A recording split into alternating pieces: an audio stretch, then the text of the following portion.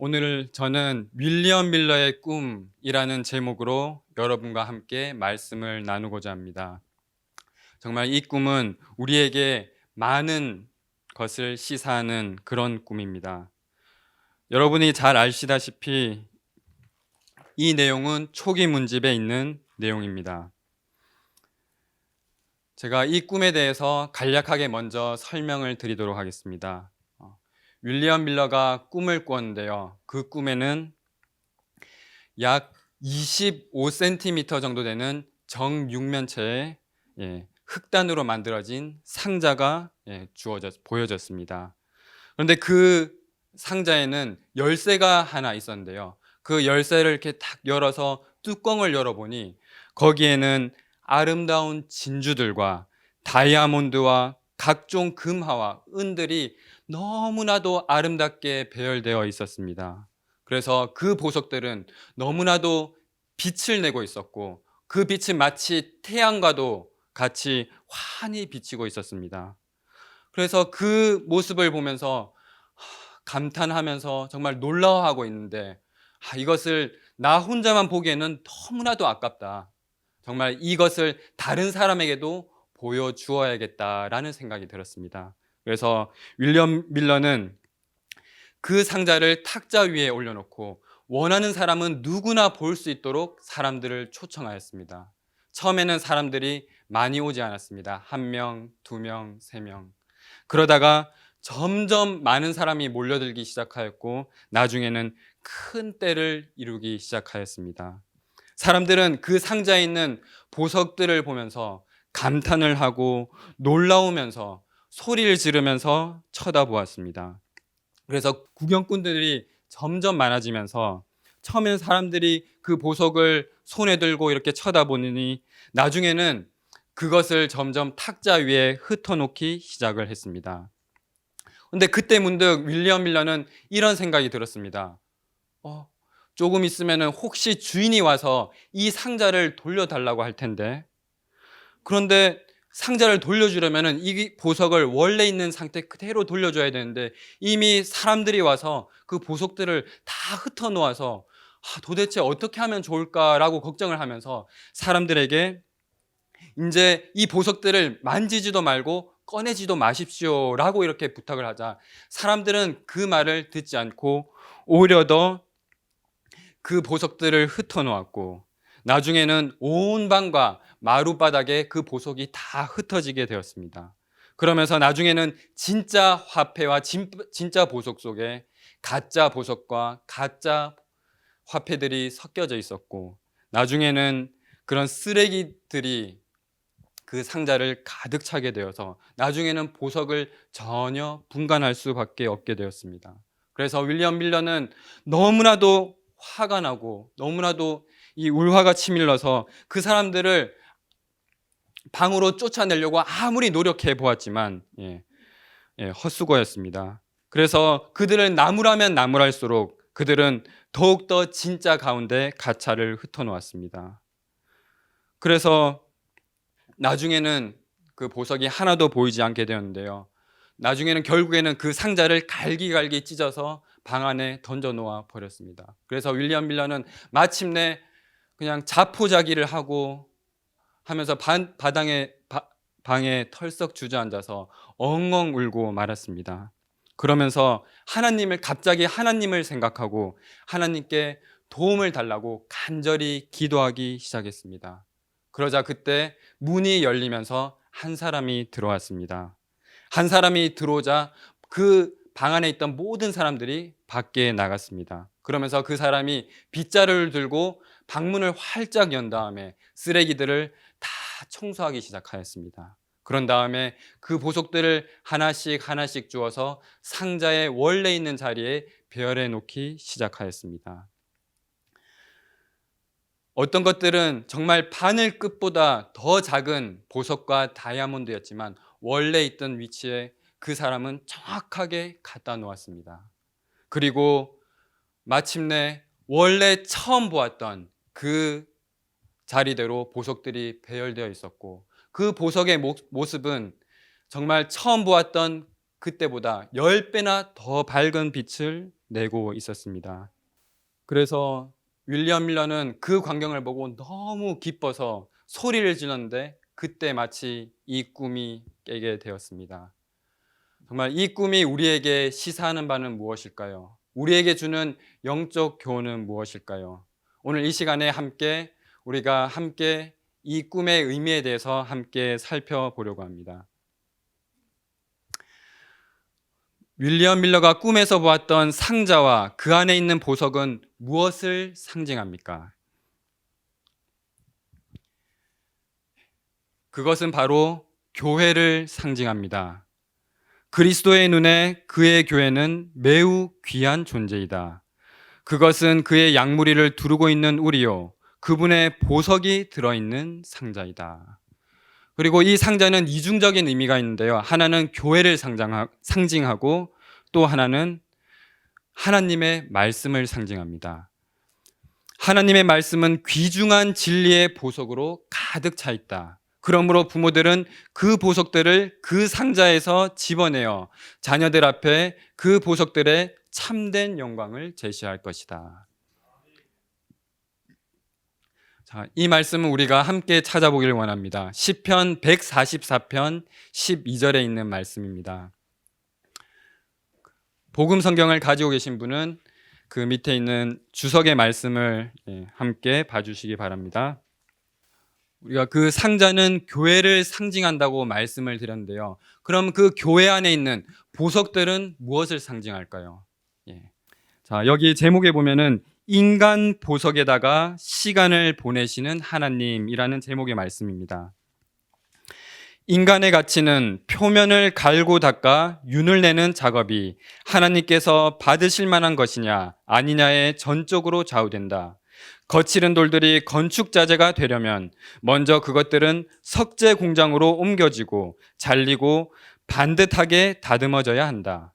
돌이 물레 위에서 눌리울 때 그 과정이 고통스럽기는 하지만 거칠은 부분은 잘려나가고 광택이 나기 시작한다.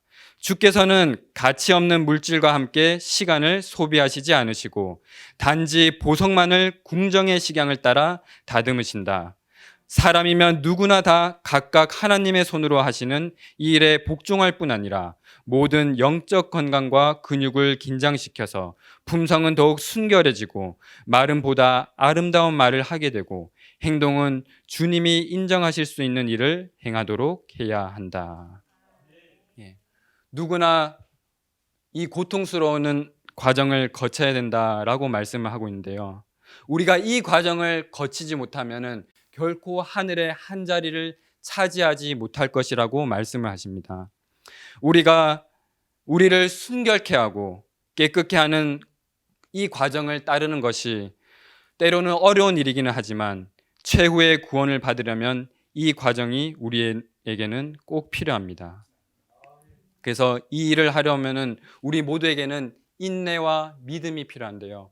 이 일은 결코 우리의 힘으로는 인간의 힘으로는 할 수 없는 것입니다. 이때 성령의 도움만이 우리가 이 일을 할 수 있도록 도와줄 것입니다. 자, 그러면은 그 보석에서 윌리엄 밀러가 정말 환히 빛나는 영광을 보았다라고 하는데요. 이 영광은 무엇일까요? 마태복음 5장 14절에서 16절 말씀입니다. 너희는 세상의 빛이라. 산 위에 있는 동네가 숨기우지 못할 것이요 사람이 등불을 켜서 말 아래 두지 아니하고 등경 위에 두나니 이러므로 집안 모든 사람에게 비치느니라. 이같이 너희 빛을 사람 앞에 비치게 하여 저희로 너희 착한 행실을 보고 하늘에 계신 너희 아버지께 영광을 돌리게 하라. 여기서 이 영광이라는 것은 우리의 착한 행실, 예수님과 같은 품성을 의미하고 있습니다. 우리가 어떻게 하면 이 빛을 비출 수가 있을까요? 그 빛을 비출 수 있는 유일한 비결은 주와 가장 가까운 생애를 하는 사람은 가장 밝은 빛을 비춘다. 하나님의 보석 상자 속에 있는 가장 작은 보석의 광채가 하나님을 영화롭게 할 것이다. 우리가 이 영광을 나타낼 수 있는 유일한 방법은 예수님을 통하여 하나님의 그 영광을 우리가 바라보는 것입니다. 그래서 하나님은 모든 교회 안에 이 보석들을 갖고 계신다라고 말씀하고 있습니다. 그래서 우리가 할 일은 이 교회를 향해서 비판하고 탄핵하는 것이 우리가 할 일이 아니다라고 말씀합니다. 우리는 겸손과 사랑으로 주님 안에 있는 그대로의 진리를 제시해야 한다. 그들에게 경건과 헌신을 보여주어야 한다. 그리스도와 같은 품성을 그들이 보도록 해야 한다. 그러면 그들이 진리로 이끌임을 받을 것이다. 하나님을 최고로 사랑하고 이웃을 자기 몸같이 사랑하는 사람들은 세상의 빛이 될 것이다. 상자 안의 보석의 가치를 알아보고 그 다음에 그 가치를 영광의 빛을 본 사람에게 나타난 결과는 무엇이었습니까? 윌리엄 밀러가 그 상자 안의 아름다움을 보고 제일 먼저 한 행동이 무엇이었습니까? 자기만 보지 않고 그것을 다른 사람에게 보여주기 위하여 초청하는 것이었습니다. 우리는 우물가의 사마리아 여인을 잘 아실 것입니다. 그 여인은 예수님을 만나고 발견한 후에 그 진리를 깨달은 후에 그는 물동이를 던지고 즉시 동네를 달려가서 사람들에게 와보라라고 외쳤습니다. 그리고 정말 그리스도의 말씀으로 인해 기쁨이 충만하였고 그 받은 귀한 빛을 나누어 주기를 갈망하였습니다. 그래서 그녀의 말과 용모에는 정말 변화가 있었고 사람들은 그녀의 모습을 보고 예수님을 보려는 마음이 생겼습니다. 이 여인을 가리켜서 제자들보다 더 효과적인 선교사였다라고 말씀을 하고 있습니다. 이것이 정말 우리가 해야 할 선교 사업의 모습인 것입니다. 자, 그렇다면은 그 꿈속에서 보석을 섞어놓고 흩어놓는 사람들이 있었는데요. 이 사람들은 누구를 상징할까요? 이 사람들은 사단과 그의 대리자들을 상징합니다. 그렇다면 사단의 대리자들은 누구일까요? 사단의 대리자는 결코 교회 바깥에 있는 사람이라거나 하나님을 알지 못하는 그런 사람이 아닙니다.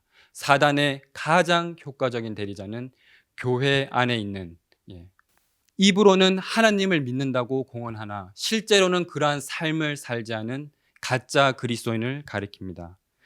흑암의 권세를 가진 세력들이 사단의 지배하에 자신을 내맡긴 인간 대리자들과 연합할 것이다. 사단의 가마에 굴복함으로 사람들은 원수와 하나가 될 것이며 하나님의 형상대로 지음을 받고 창조주를 명예롭게 하고 그에게 영광을 돌리기 위하여 지음을 받은 사람들이 용의 거처가 될 것이다.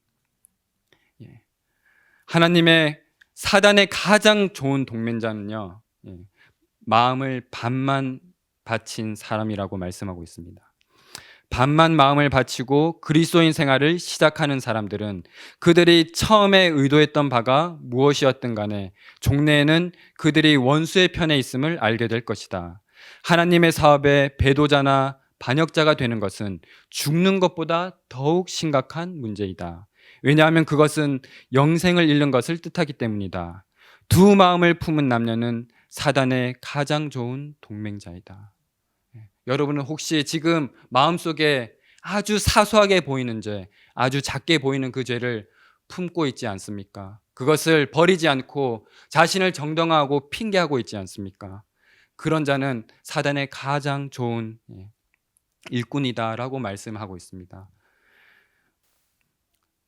그렇다면은 그 사단의 대리자들이 와서 그곳에 온갖 잡동사니와 쓰레기를 이렇게 흩어놓았다고 했는데 이것은 무엇을 의미할까요? 그것은 예레미야 23장 28절에는 그것을 겨라고 표현을 하고 있는데요. 그 겨는 무엇일까요? 그 겨는 사람들의 상상과 추측, 그리고 인간의 이론들, 거짓 과학들, 이런 것들을 겨라고 말씀하고 있습니다. 지금 우리 교회 당상에는 정말 수많은 인간의 가르침과 하나님의 진리가 섞여 있습니다. 그래서 도무지 무엇이 진리인지 분간할 수 없는 그런 상태가 되었습니다.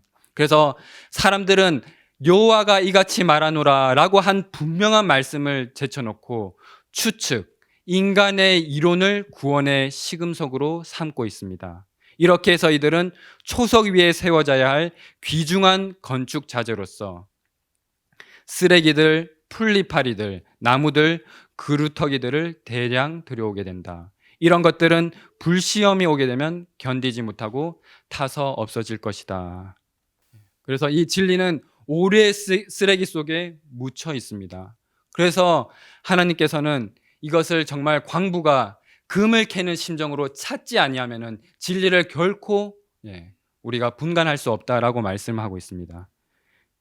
그래서 이 보석들을 흩어놓고 그 안에 온갖 쓰레기와 잡동사니를 이제 갖다 놓게 되었을 때 그 윌리엄 밀러는 절망에 빠져서 통곡을 하였는데요. 그 이유는 무엇일까요? 그렇다면 지금 과연 우리는 어떤 경험을 해야 할까요? 우리는 지금 먼저 내 안에 있는 죄를 보고 슬퍼해야 합니다. 마태복음 5장 4절에는 애통하는 자는 복이 있나니 저희가 위로를 받을 것이며 라고 말씀하고 있습니다. 여기서 애통이란 말은 진정으로 죄를 슬퍼하는 것을 의미합니다. 예수님께서는 내가 땅에서 들리면 모든 사람을 내게로 이끌겠노라고 말씀하셨습니다. 그래서 사람이 십자가에 들리신 예수님을 바라볼 때 인간의 죄가 무엇인지 분별하게 됩니다. 그래서 예수님을 십자가에 못 박게 한 그 죄가 바로 나의 죄였구나라는 것을 깨닫게 됩니다. 지금까지 내가 하나님께 그 큰 사랑을 받아왔음에도 불구하고 내가 계속해서 주님을 배반한 삶을 살아왔다는 것을 알게 됩니다. 우리가 이런 것을 깨닫게 될 때 진정한 애통의 경험을 하게 될 것입니다. 그리고 우리는 교회 안에 있는 죄를 보고 슬퍼해야 합니다. 예레미야애가 4장 1절은 이렇게 말씀합니다. 슬프다 어찌 그리 금이 빛을 잃고 정금이 변하였으며 성소의 돌이 각 거리 머리에 쏟아졌는고. 주님께서는 당신의 교회를 하나의 포도나무로서 비옥한 땅에 심으셨습니다. 그리고 정말 잘 보호하고 거름을 주고 그러면서 그 열매가 잘 맺힐 수 있게 해주셨지만 그럼에도 불구하고 우리에게 맺힌 것은 어떻게 들포도가 맺히게 되었는지 하면서 하나님께서는 탄식하고 계십니다. 하나님께서 하시는 이 탄식이 우리의 탄식과 기도가 되어야 합니다. 그래서 정말 교회를 향하여 이런 탄식과 기도를 하지 않는 자들은 결코 하나님께 표를 받지 못한다라고 말씀하고 있습니다. 그래서 정말 우리가 이 교회를 비난하고 우리가 손가락질 할 것이 아니라 교회를 향하여 정말 교회 안에 있는 모든 가증한 일로 인하여 탄식하여 우는 자가 되기를 간절히 바랍니다. 자, 그렇다면 윌리엄 밀러가 간절히 기도하였을 때 들어온 사람은 누구였을까요? 그 사람이 들어와서 온갖 쓰레기들을 쓸고 방 밖으로 청소를 하는데요. 그 사람은 누구를 상징할까요? 그것은 바로 예수 그리스도를 상징하고 있습니다. 그것은 또한 요한복음 2장에 예수님께서 성소를 정결하게 하신 사업으로 표상되고 있습니다. 요한복음 2장 13절에서 16절 말씀입니다. 유대인의 유월절이 가까운지라 예수께서 예루살렘으로 올라가셨더니 성전 안에서 소와 양과 비둘기 파는 사람들과 돈 바꾸는 사람들의 앉은 것을 보시고 노끈으로 채찍을 만드사 양이나 소를 다 성전에서 내어 쫓으시고 돈 바꾸는 사람들을 돈을 쏟으시며 상을 엎으시고 비둘기 파는 사람들에게 이르시되 이것을 여기서 가져가라. 내 아버지의 집으로 장사하는 집을 만들지 말라 하시니. 예수님께서는 지금 이 교회, 이 재림교회를 향하여서도 똑같이 말씀하십니다. 내 아버지의 집을 장사하는 집으로 만들지 말라. 이것들을 다 여기서 가져가라. 그렇지만 우리는 결코 스스로 이 마음속에 있는 죄들을 이 더러운 것들을 스스로 내어 쫓을 수가 없습니다. 오직 그리스도께서만 영혼의 성전을 정결하게 하실 수 있습니다. 그러나 예수님께서는 강제로 결코 들어오시지 않으십니다. 옛날 성전에 들어가셨던 것처럼 마음에 들어오시지 않으십니다. 그는 우리에게 이렇게 초청하십니다. 볼지어다 내가 문 밖에 서서 두드리노니 누구든지 내 음성을 듣고 문을 열면 내가 그에게로 들어가리라고 말씀하십니다. 그리스도께서는 진리의 고귀한 보석들을 주셨으나 인간은 미신과 오류의 쓰레기 가운데 묻어두었다. 주님께서는 저들에게 생명의 말씀을 베풀어 주셨으나 저들은 하나님의 입에서 나오는 모든 말씀으로 살지 않았다. 주님께서는 하나님의 말씀이 사람들의 유전으로 말미암아 묻히게 되었으므로 세상 사람들이 하나님의 말씀을 발견할 수 없을 것을 예측하셨다. 주님께서는 하늘과 땅의 상대적인 중요성을 세상 사람들에게 나타내 보이시고 진리를 본래의 위치에 두시기 위하여 오셨다. 여기에 예수님의 사명이 이렇게 우리에게 설명하고 있습니다. 예수님은 이 흩어져 있는 진리를 본래의 자리에 놓으시고 우리 안에 있는 온갖 오류와 미신의 쓰레기들을 치우신 다음에 진리를 심으시기 위하여 이 땅에 오셨던 것입니다. 그렇다면 또 이 바람은 무엇을 의미할까요? 이 바람은 하나님의 은혜와 성령의 역사를 상징합니다.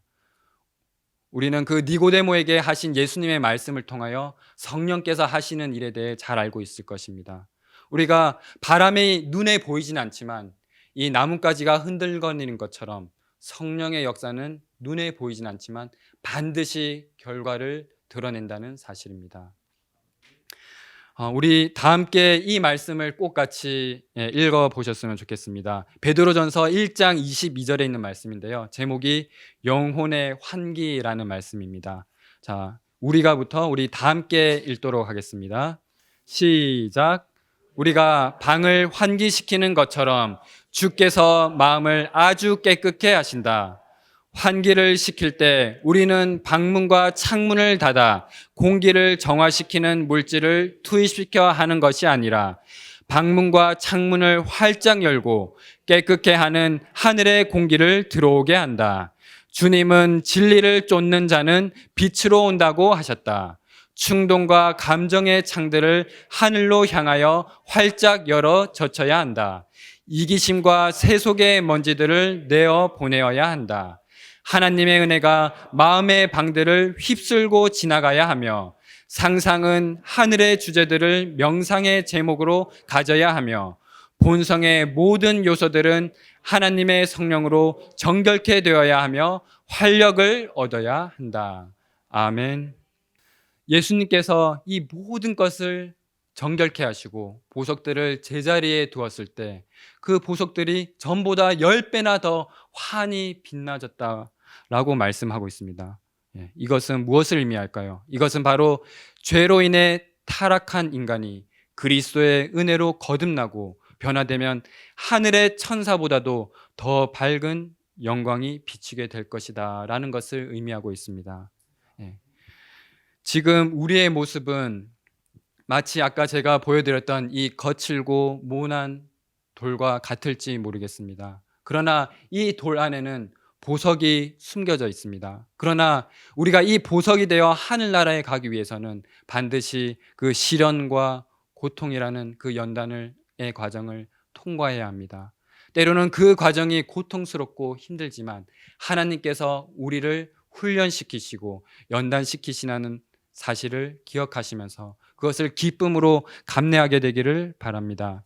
마지막으로 이 말씀을 읽고 마치도록 하겠습니다. 우리가 구원을 얻기 위하여 무엇을 할 것인가? 이것은 생각하고 연구할 주제이며 열렬한 마음으로 물어야 할 과제이다. 우리가 하나님의 인정을 받았다는 것을 보이려면 어떤 행동을 할 것인가? 불평하고 비난하고 싶은 유혹을 받아 그대 주변에 있는 사람들에게 상처를 주고 그렇게 함으로 그대 자신의 심령도 상처를 받게 될 때 그대의 심령에서 우러나오는 깊고 열렬하고 간절한 질문은 내가 하나님의 보좌 앞에 흠이 없이 설 수 있을 것인가 하는 것이어야 한다. 오직 흠없는 사람만이 거기에 있게 될 것이다. 마음이 세상의 쓰레기로 채워져 있는 동안에는 아무도 하늘로 승천하지 못할 것이다. 도덕적 품성 속에 있는 모든 결함은 먼저 치료되어야 하고, 모든 흠은 그리스도의 피로 정결해짐으로 제거되어야 하고, 추악하고 아름답지 못한 품성의 모든 특성들은 극복되어야 한다. 무릇 내가 사랑하는 자를 책망하여 징계하노니 그러므로 내가 열심을 내라. 회개하라.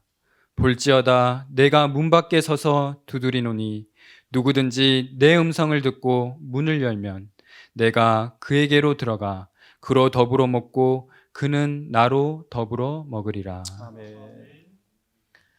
하늘에 계신 아버지 하나님, 오늘도 우리에게 베풀어 주시는 이 사랑과 은혜에 대하여 참으로 감사드립니다. 아멘. 과연 우리가 무엇이건대 우리를 위하여 십자가에 달려 돌아가셨습니까? 예수님의 그 크신 사랑을 기억할 때 우리가 이 버리기에 아까운 것이 무엇이 있겠습니까?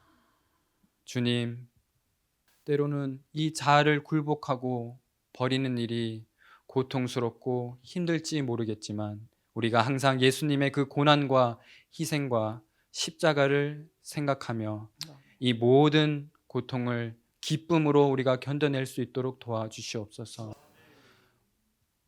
우리의 연약함을 불쌍히 여겨 주시옵시고 우리에게 믿음을 주시고 힘을 주시고 능력을 주셔서 예수님께서 모든 죄와 사단을 이기셨던 것처럼 우리도 사단을 이기고 승리할 수 있는 놀라운 은혜를 베풀어 주시옵소서. 주님, 이제 안식일 시작하는 시간이 오니 마치는 시간까지 주님과의 거룩한 동행과 행복한 교제를 통하여 우리의 마음이 저 영원한 본향으로 향하고 우리의 마음속에 참된 기쁨과 평안이 넘치도록 도와주시옵소서. 이 모든 말씀 사랑이신 예수 그리스도 이름으로 간절히 기도드립니다.